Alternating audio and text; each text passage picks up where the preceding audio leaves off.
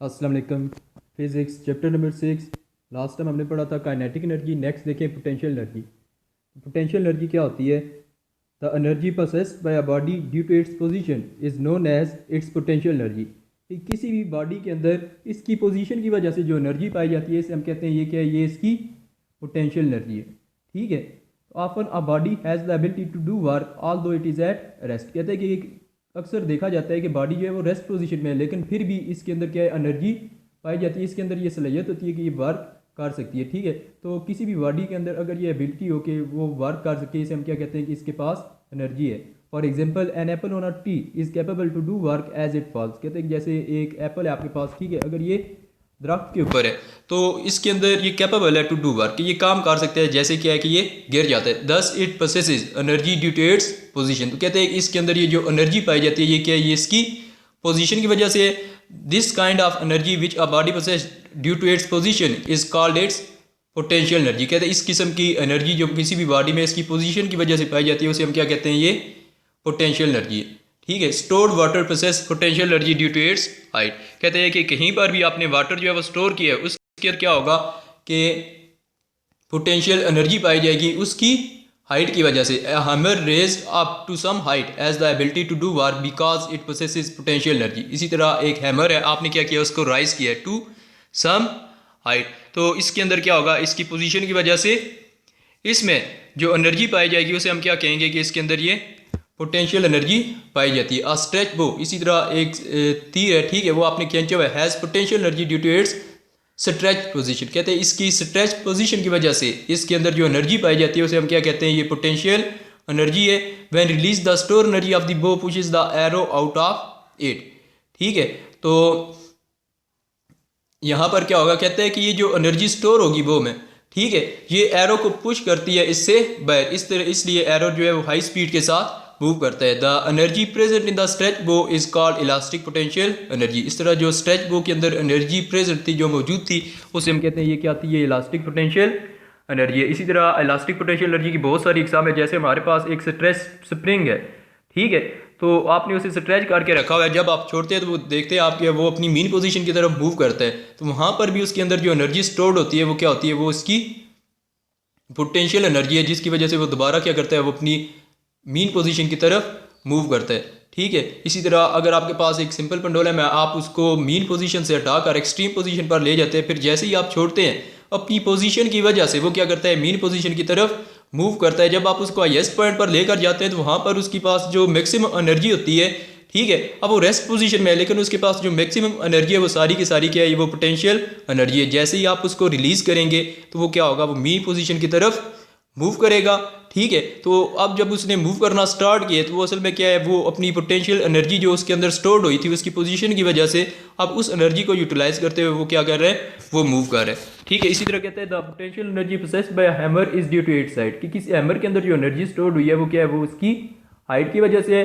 The energy present in a body due to its height is called gravitational potential energy. इसी तरह किसी भी body के अंदर इसकी हाइट की वजह से जो एनर्जी स्टोर होती है, जो एनर्जी प्रेजेंट होती है, उसे हम कहते हैं ये क्या है, ये इस बॉडी की ग्रेविटेशनल पोटेंशियल एनर्जी है। ठीक है। नेक्स्ट कहते हैं let a body of mass m be raised up through a height h from the ground, कि हमारे पास एक बॉडी है जिसका मैस एम है, हमने क्या किया, इसको रेज किया है ऊपर की तरफ, ठीक है, हाइट एच तक लेके गए हैं फ्रॉम द ग्राउंड, जमीन से। ठीक है। The body will acquire potential energy equal to work done in lifting it to height h. अब कहते हैं कि बॉडी की पोटेंशियल एनर्जी में इजाफा हो जाएगा। कितना इजाफा होगा, जितना हमने उसके ऊपर काम किया है उसको ग्राउंड से हाइट एच तक लेकर जाने में। ठीक है।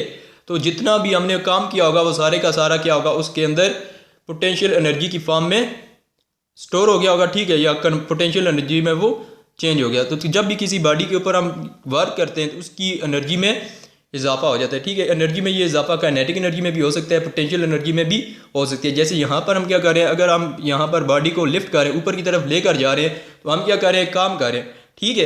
अगर हमने इसको हाइट एच तक राइज की है तो जितना भी हमने काम किया है इसके ऊपर, ये क्या होगा, ये इसकी पोटेंशियल एनर्जी में चेंज हो जाएगा। ठीक है। तो इसकी पोटेंशियल एनर्जी ग्राउंड के ऊपर लेट्स सपोज 0 थी, अब हाइट एच पर जाकर क्या हो जाएगी, लेट्स सपोज वो एम जी एच ही होगी। ठीक है। तो क्या हुआ है, उसकी पोटेंशियल एनर्जी में इजाफा हो गया। ठीक है। Thus potential energy equals to F multiply by h. अब कोई भी बॉडी उसके लिए वेट फोर्स कौन सी होती है जो कामगारी है उसके ऊपर, तो किसी भी बॉडी का वेट जो है वो डाउनवर्ड एक्ट कर रहा होता है। आपने अगर इस बॉडी को मूव कराना है अपर डायरेक्शन में, तो हमें क्या करना पड़ता है, अगेंस्ट द वेट काम करना पड़ता है। ठीक है, तो अब जो पोटेंशियल एनर्जी स्टोर होगी बॉडी के अंदर वो क्या होगी, F multiply by h equals to, F यहाँ पर क्या है, वेट है, W multiply by h. Here weight of the body, W किसके इक्वल होता है, mass multiply by gravitational acceleration, W is equal to mg। अब W की जगह यहाँ पर वैल्यू पुट कर दे तो क्या आ जाएगा, potential energy equals to W into h equals to mg h।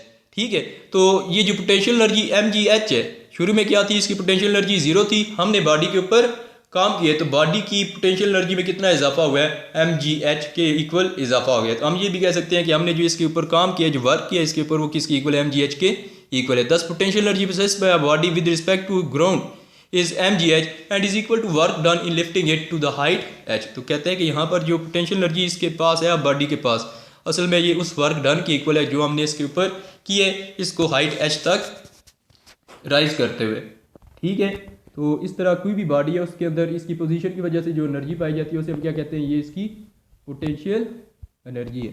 ठीक है, अब पोटेंशियल एनर्जी की डिफरेंट टाइप्स है, एक जो है वो इलास्टिक पोटेंशियल एनर्जी है। ठीक है, जैसे स्प्रिंग के अंदर जो स्टोर होती है वो इलास्टिक पोटेंशियल एनर्जी है। आपने किसी बॉडी को हाइट h तक राइज किया है तो वहाँ पर उसके अंदर जो एनर्जी होगी उसे हम क्या कहेंगे कि ये ग्रेविटेशनल पोटेंशियल एनर्जी है, क्योंकि वहाँ पर जो फोर्स होती है उसके ऊपर फोर्स ऑफ ग्रेविटी बॉडी के ऊपर हमेशा एक्ट कर रही होती है। इस फोर्स के ज़रिए असर बॉडी जो है वो डाउनवर्ड मूव करेगी, इसलिए उसके अंदर जो एनर्जी स्टोर है उसे हम कहेंगे ये इसकी ग्रेविटेशनल पोटेंशियल एनर्जी है। ठीक है, नेक्स्ट देखें फॉर्म्स ऑफ एनर्जी। तो फॉर्म्स ऑफ एनर्जी कौन कौन सी हैं, कहते हैं energy exist in various form. Some of the main forms of energy are, कौन कौन सी हैं, mechanical energy, heat energy, electrical energy, sound energy, light energy, chemical energy, nuclear energy. तो ये सारी की सारी क्या हैं, ये एनर्जी की फॉर्म्स हैं। ठीक है, सबसे पहले देखिए मैकेनिकल एनर्जी। अभी ये जो हमने एनर्जी की दो टाइप्स पढ़ी हैं, kinetic energy and potential energy, ये दोनों क्या हैं, ये दोनों ही मैकेनिकल एनर्जी की टाइप्स हैं। The energy possessed by a body due to its motion और position is called mechanical energy. Mechanical energy कौन सी होती है, वो एनर्जी जो किसी भी बॉडी में स्टोर होगी है इसकी मोशन या पोजीशन की वजह से, इसको हम क्या कहेंगे, ये इसकी मैकेनिकल एनर्जी है। Water running down a stream, कि जैसे वाटर जो है वो नीचे बहता है, ठीक है, तो इसे हम क्या कहते हैं कि ये इसके पास जो एनर्जी स्टोर थी वो क्या थी, ये इसकी काइनेटिक एनर्जी है, या पोटेंशियल एनर्जी भी यहाँ पर यूटिलाइज हो रही है, तो ये क्या है, इसकी मैकेनिकल एनर्जी है। Wind a moving car a lifted hammer a stretch bow a catapult or a compress spring et cetera possesses mechanical energy. कहते हैं इन सब के पास क्या होता है, मैकेनिकल एनर्जी पाई जाती है। तो मैकेनिकल एनर्जी बेसिकली दो टाइप्स की होती है, एक होती है काइनेटिक एनर्जी, दूसरी पोटेंशियल एनर्जी। काइनेटिक एनर्जी हमेशा मोशन की वजह से पाई जाती है, जबकि पोटेंशियल एनर्जी जो है वो हमेशा पोजीशन की वजह से पाई जाती है। ओवरऑल ये दोनों ही क्या है, ये दोनों मैकेनिकल एनर्जी में काउंट की जाती है। नेक्स्ट देखिए हीट एनर्जी। तो हीट एनर्जी क्या है, heat is a form of energy given out by hard bodies. Heat असल में एनर्जी की एक फॉर्म है जो क्या होता है, हार्ड बॉडीज जो है ये हार्ड बॉडीज से दी जा रही होती है। ठीक है, तो हार्ड बॉडीज क्या कर रही होती है, हीट को ट्रांसफर कर रही होती है। ठीक है, heat always travel from hard body to cold body due to temperature difference. ठीक है, हीट क्या है, फॉर्म ऑफ एनर्जी है जो फ्लो करती है, ये ट्रेवल करती है from hard body to cold body due to temperature difference. तो कहते हैं large amount of heat is obtained by burning fuel, कि जब भी हम फ्यूल को जलाते हैं, ठीक है, तो बहुत ज़्यादा अमाउंट ऑफ हीट जो है वो ऑब्टेन्ड होती है, हासिल होती है। Heat is also produced when motion is oppose by frictional forces. कहते हैं इसी तरह जब मोशन को अपोज किया जाता है फ्रिक्शनल फोर्सेस की वजह से, ठीक है, फ्रिक्शन की वजह से, तो वहाँ पर भी हीट जो है वो प्रोड्यूस होती है। ठीक है, जब भी मतलब आप अगर चल भी रहे, ठीक है, या कहीं पर भी एक बॉडी जो है वो किसी सरफेस के साथ फ्रिक्शन है उसकी, ठीक है, तो उस फ्रिक्शन की वजह से क्या होगा, बॉडी की वहाँ पर हीट एनर्जी भी प्रोड्यूस होगी। The foods we take provide us heat energy. इसी तरह कहता है कि जो खुराक हम खा रहे होते हैं ये क्या करती है, ये हमें हीट एनर्जी प्रोवाइड कर रही होती है। The sun is the main source of heat energy. Energy का मेन सोर्स, हीट एनर्जी का मेन सोर्स क्या है, ये सन है। ठीक है, ओके, अल्लाह हाफिज़।